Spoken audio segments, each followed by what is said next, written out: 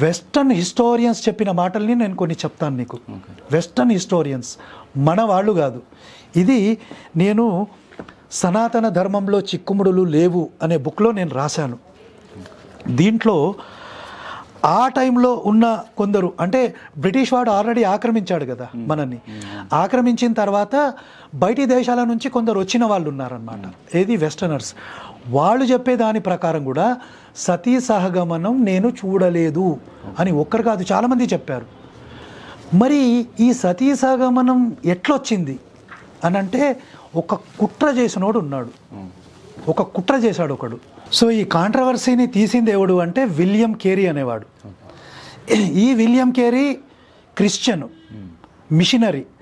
అంటే వాడు వచ్చిన సోల్ పర్పస్ ఏంటంటే మన భారతదేశంలో జనాలను మతం మార్చాలి అనే ఉద్దేశంతో వచ్చాడు. సో మార్చాలి అంటే ఏం చేయాలి?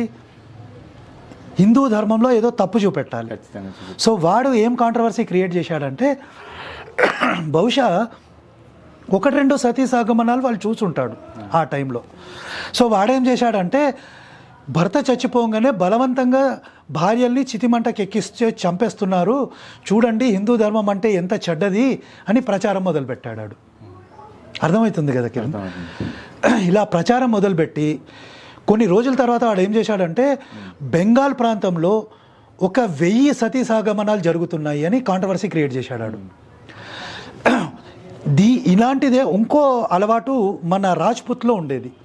అదేంటంటే మొఘలులు ఆక్రమించారు కదా, భర్తల్ని చంపేసి ఈ స్త్రీలని లోపరుచుకునేటోళ్ళు ఈ జిహాదీలంతా. పోనీ లోపరుచుకొని ఏం చేసేటోళ్ళు? సెక్స్ చేసేటోళ్ళు. కానీ ఇలా జరుగుతుంది అని మన రాణులు, అంటే ఈ భార్యలకు సంబంధించిన రాణులు కానీ స్త్రీలు ఏం చేసేవాళ్ళు అంటే తనని తాని కాల్చుకునేవాళ్ళు. దాన్ని గోహర్ అంటారనమాట. సో నువ్వు ఇక్కడ నన్ను ఒక ప్రశ్న అడగొచ్చు, అదెందుకు? సింపుల్గా చచ్చిపోతే అయిపోయేది కదా, విషం తాగి చచ్చిపోతే అయిపోయేది కదా, కాల్చుకోవడం ఎందుకు అంటే, ఈ దుర్మార్గులు ఎంత చెడ్డవాళ్ళంటే చచ్చిపోయిన డెడ్ బాడీలని కూడా రేప్ చేసేటోళ్ళు. ఎవరు?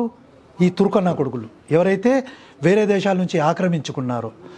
సో అందుకే వీళ్ళు ఏం చేసేవారంటే, కాల్చుకోవడం ఎంత కష్టం చూడు. బతికున్న వాళ్ళు కాల్చుకుంటే ఎంత బాధ అవుతుంది, అయినా కాల్చుకునేవాళ్ళు. ఎందుకంటే బాడీ కూడా దొరకొద్దు అనమాట. అంటే డెడ్ బాడీని కూడా రేప్ చేయొద్దు అనే ఉద్దేశంతో కాల్చుకునేవాళ్ళు. బూడిద అయిపోతారు మొత్తం.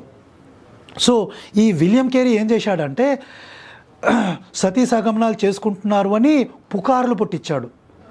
ఈ పుకార్లు ఎంతవరకు చెప్తున్నాడంటే, సంవత్సరానికి 10,000 మంది సతీ సహగమనం చేసుకుంటున్నారు, బలవంతంగా చితి ఎక్కిస్తున్నారు అని పుకార్లు పుట్టించాడు.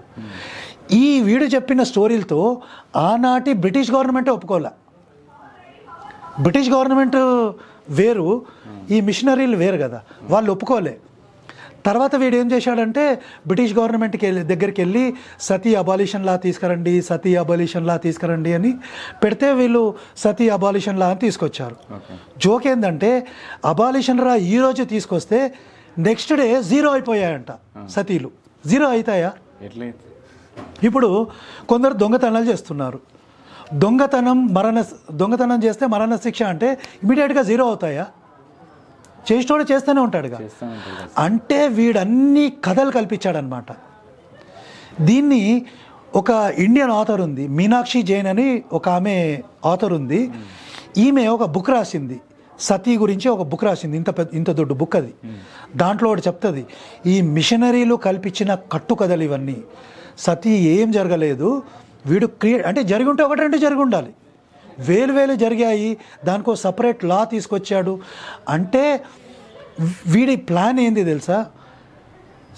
హిందూ ధర్మంలో భర్త చచ్చిపోతే భార్యని చంపేస్తారు అని మన స్త్రీమూర్తులని ప్రలోభపెట్టి మన స్త్రీమూర్తులని క్రిస్టియానిటీకి కన్వర్ట్ చేశాడనమాట వీడు.